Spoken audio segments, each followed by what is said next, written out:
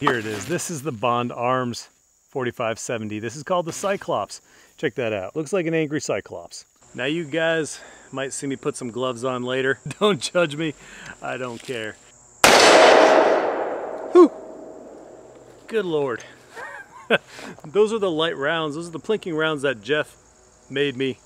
And they are spicy still. It felt a hell of a lot better than the other stuff I shot. Not bad enough to do more, so let's do more. By the way, that ding, that means I hit my target. Just letting you know. All right, hey everybody. My name's Kenneth Miller, otherwise known as Ammo Man. And today we are shooting the Bond Arms Cyclops 4570. I'm gonna start off with a powder puff load, and then if I'm feeling real spicy, I'm gonna see if I can strong hand only this at 15 yards. I like it. I'm gonna negate that. You're not doing it. Listen, his hands are his career. Powder puff approved. No to the second one. Your fiance would kill you. I will be doing it. So no, Liv, I tried. I tried. I tried. Are these the reloads? So let's thank my buddy Jeff for giving me these wrist savers over here. Oh my gosh. They look like lipstick. What's the bullet? Did he coat them? They're 405 grain. Good luck. Okay. In a make-believe world, what am I allowed to hit if I could hit? Oh, go for the yellow right there. You're not gonna break anything out here. He's Ammo Man. He can replace the target. Put it on the MX. All right, we will start with, I guess, a regular grip. Grip's weird. All right. What are you shooting for? That yellow plate. Yellow silhouette. Yep. Well, no dice on the hit. How uncomfortable? No, it was not uncomfortable. It's not bad. If that made me uncomfortable, then I definitely should not do the real one. It even says verify clear. Is there something in the barrel? Yeah. All right, loading this is always so different. Safety's off. Okay.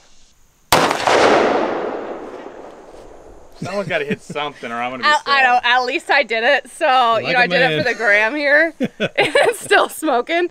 Not as bad as it could have been. No. Okay. Thank you, Jeff. Okay. Thank you. I like the artwork on the side of it. Yeah, that's not bad. I like the one on the muzzle. You got angry Cyclops. Yeah, but that's pretty. This side. Just looks like a broken gun. If you see me, cut to me in a cast or like a hand wrap. I totally will. So this is the buffalo bore. We've done 2 of these on the video, so thanks. How many grains we got here? 350 grain. 350 grains. It's lighter than the Jeff rounds, but it's a lot hotter. 2150. 2150. Okay. All right. Good luck. Godspeed. Let us see what the Cyclops offers. All right. 3, 2, 1. Ugh. That is terrifying. Only for him. Only for me. All right. 3, 2, 1. That one did not dent it at all. Oh, the safety's on. Safety. You've got it somewhere in the middle. Well, Red, that was to keep it exciting. Red, your wrist is dead. Thanks, Steve. All right. Cringe. 3, 2, 1.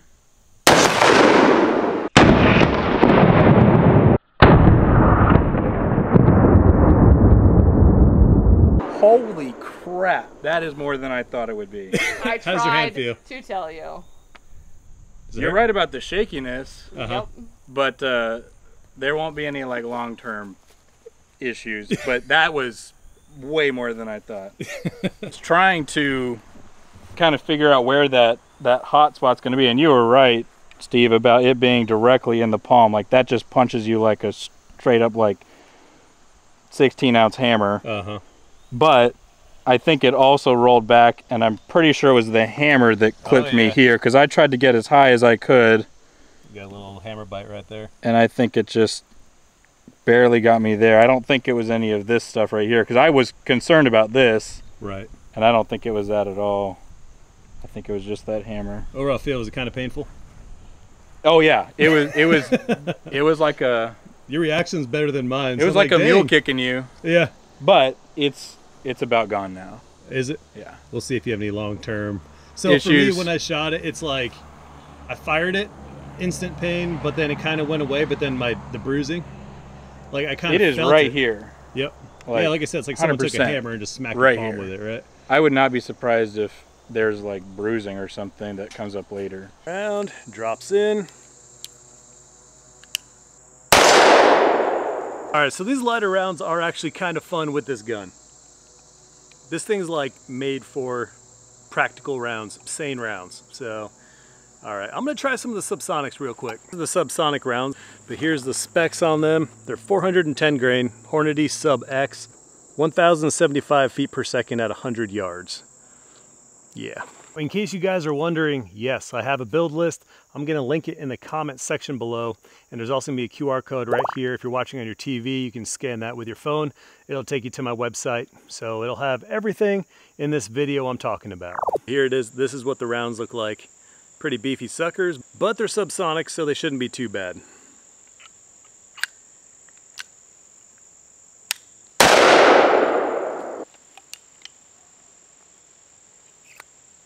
In case you're wondering, yes, the Hornady subsonics are actually spicier than my Jeff rounds. Another one of Jeff's rounds.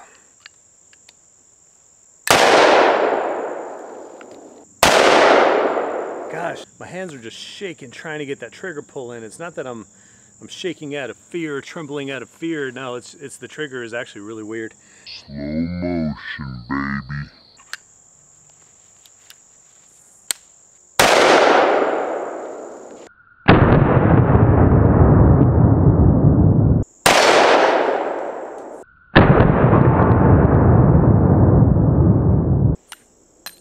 Ooh, he's angry, Cyclops. Starting to get a little dirty face too.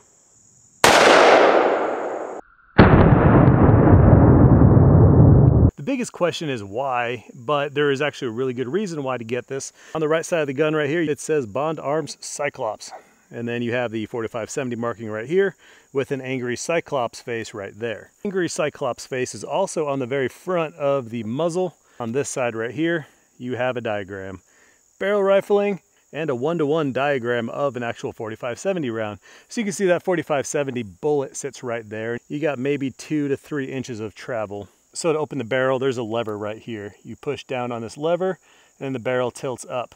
And in case you're wondering if this is a live round, and here it's not. This is an empty case from the buffalo bore that I shot for you guys. Now stay tuned, you'll be able to see me shoot that buffalo bore in just a little bit. Other features is your safety, and that's pretty much it. So you have a push button safety right here. It's on fire. You can see there's that red marking right below the safety.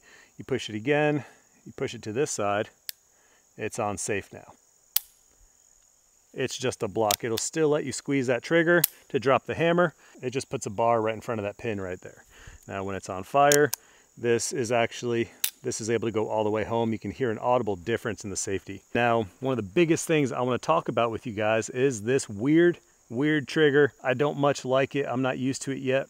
The trigger actually pivots in a weird direction. I'm going to use my left hand to show you. Obviously, most triggers relatively go backwards, right? Well, this one barely goes back. If you squeeze that trigger, you can see it tilts down. It's like a down tilting trigger. So to actually fire it, your finger can't go in a straight back motion. Like right now, nothing's happening. But if you push down on the trigger, it'll release that hammer. Really strange, and it causes me to like shake like crazy. You know, because obviously it's a powerful round. It's a powerful round out of a very small package. So when you're firing it, you want to have a good grip on that. I like to choke up on my grips, you know, when I'm shooting whatever, my hand rises as high as possible. So what that does, it puts my finger at an upward angle like this. I really can't easily squeeze that trigger. But you can see my finger has to move downwards to squeeze that trigger. I'm going to talk about what I discussed with the actual Bond Arms guys. They gave me some tips on how to shoot this properly and what they recommend. So right here, what they say is when you're grabbing the gun, give it some space. They want this gun to roll in your hand a little bit without the hammer making contact on your skin right here. So hold it down a little bit, just enough so you can see like a little bit of that grip hanging out on the front, on the top there. And then obviously the trigger pull, they gave me a heads up, the trigger's weird on this thing. You got to squeeze in a downward motion to actuate that trigger. Now, what they also recommend is firing this with one hand. I've done that plenty of times. I think I shot the 45-70 twice over at goals, and I shot it with one hand. It just looks so bad on camera when I'm shooting with one hand because of the incredible amount of shaking. It's like, I'll probably drop in some slow motion of me shaking, just trying to squeeze that trigger. Gosh, it's like I try to squeeze that trigger, my hands just start shaking. Okay, now that's out of the way. I want to give you guys a warning about ammunition. The good thing is this thing is heavily built. This thing is heavy duty. It's taken everything I've thrown through it. So as of right now, I shot a few subsonics. I shot some of my Jeff rounds, which are the loads that my buddy Jeff, he gave me to shoot. He said they're lighter. These probably won't feel too bad. He's right, they really didn't feel bad. When I shot this gun over at goals, the reps from Bond Arms, they were using the Grizzly rounds over at the range. They're more or less a cowboy round. They're very soft shooting, and they said you'll really hate yourself if you use something heavier, like the Hornady Lever Revolution stuff, or in my case, the Buffalo Bore. I pretty much hated myself after shooting that. Here's a background story. I shot it over at goals. Wasn't that bad because I shot that cowboy action, you know, the cowboy loads. It came in, my gun actually came in about a week later, so I went to the store, picked it up, brought it home, and all I had in my stocks was the Buffalo Bore. Literally from the same rounds I shot my bison with 3 years ago. Regardless, it's all I had on hand, so I went out back, pulled my phone out, and did a short of me shooting the Buffalo Bore. Super spicy, Bond Arms Cyclops in 45-70. I'm actually not looking forward to this one.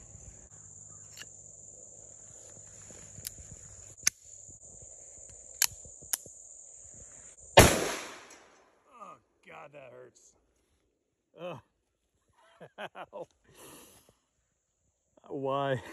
It basically felt like someone took a hammer and smacked my palm right here in front of my thumb, and it hurt to like squeeze my hand for probably about 3 days after shooting it. Third day I'm like, all right, I don't feel any discomfort or pain anymore. And of course I shoot another one for you guys for the big camera because I can't rub it in your guys' face and not actually show you guys the Buffalo Bore. I also purchased a box of the Hornady subsonic rounds. They're relatively comfortable too. They're a little spicier than Jeff's plinking rounds, but I mean they leave a good, they make a good fireball, and yeah, but they didn't feel that bad. I could do plenty of those. And then of course we have the Buffalo Bore, and that Buffalo Bore is spicy. I wore gloves this time. It seemed to really help because my hand actually doesn't hurt after firing that round about 15 minutes ago. Here's the clip of me shooting that Buffalo Bore, and I did it in slow motion just for you guys. By the way, I am so thankful because when I played that footage back, this gun was out of focus when I was shooting it, but right before I squeezed the trigger, the gun went back into focus. I'm thankful for that one. I'm gonna do one of the Buffalo Bores. Here it is. There's your Buffalo Bore. Very spicy round. I've done this before, and like I said, it hurt. So I got some gloves on, so we'll see. I'm gonna hold it with 2 hands this time also. Not doing a short on this one again. Well, I might clip it to a short. Oh.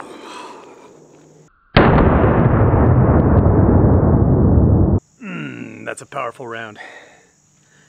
Gosh, that's spicy. I'll be honest, it wasn't as bad as the first time I shot it. I think because I was prepared for it this time, so maybe I tensed up in all the right places. I don't know. This video is brought to you by Elite Tactical Systems, ETS. They've been a long-time channel supporter of mine for a few years now, and I love working with them. They sent me a bunch of these Omega mags.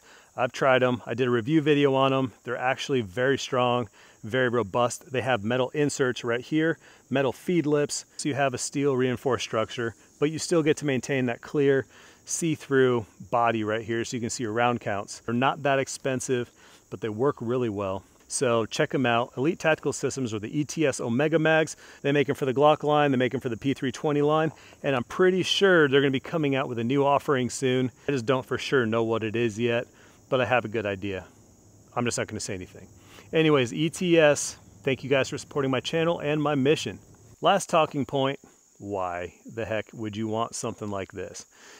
There's a good reason, and that reason is for because. That sounds stupid, right? You're probably expecting me to say that. I actually really like this gun. I don't want to get rid of it, not because I ever want to shoot it again. it's just really cool to have around. I just want to have it around because it's a really cool piece to show off. And if you shoot the lighter loads, it's really not that bad. And those lighter loads still pack a punch. You're about 1100 feet per second with a 410 grain round. That's still a lot of power. Would I recommend this for any kind of self-defense scenario or even target shooting? And no, but if you want to blow stuff up and just have something that's really neat, sure, yeah, absolutely. This thing's pretty cool. Now, if I can make a recommendation to the manufacturer on some things they should do, this grip is not a good fit for this type of power. They also make one of 50 AE. It looks almost identical to this. It's just 50 cal and not 45 cal or 45-70. So the problem is right here on the corner of your rear back strap right here, it kind of cuts into your hand. I mean, I feel like when you fire that round, that's on your bone practically. So not a very comfortable grip. It doesn't feel bad. It's just way too blocky. And I think something like this needs to have a nice rubbery, poofy, semi-squishy grip. Something tackier too. You know, not a plastic grip, but something rubber that kind of sticks to your hand a little bit. They did a good job with the cutout right here, your undercut. I mean, it doesn't really bite into your hand. My knuckle is a little sore after doing about 10 or more of those rounds. And then of course the trigger. I don't know if that's something they can fix or if it's a certain design that, you know, is required to be on a derringer like this. But that down actuated trigger is really hard to pull when you're trying to grip this gun tightly. The crazy thing is, I really like the gun. Don't get me wrong, I don't like shooting it, but I like the gun. They just gotta fix that trigger and maybe make the grip a little more comfortable. Thank you guys for watching. I appreciate it and hope you all have a blessed week. I'll see you guys.